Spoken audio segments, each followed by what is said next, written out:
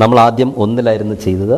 അതിന് വീണ്ടും നമ്പർ കൂടി ഒരു ഏകദേശം ഒരു പൂവിൻ്റെ വലിപ്പത്തിൽ, ഭംഗിയിൽ 1.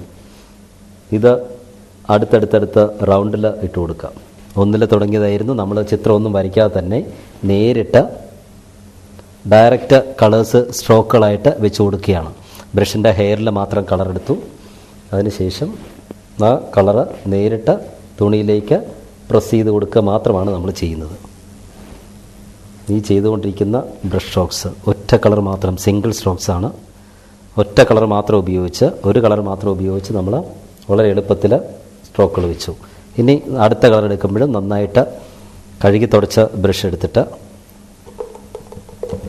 ആവശ്യത്തിന് വെള്ളവും മിക്സ് ചെയ്ത് ഇതിൻ്റെ തണ്ട് വരച്ചു കൊടുക്കും. ഇനി ലീഫ് വരയ്ക്കുന്നതിന് വേണ്ടിയിട്ട് സ്ട്രോക്കുകളായിട്ട് തന്നെ വളരെ എളുപ്പത്തിൽ, വളരെ ഭംഗിയിൽ നമുക്ക് നല്ല മനോഹരമായ പൂക്കൾ എളുപ്പത്തിൽ ചെയ്യാൻ സാധിക്കും.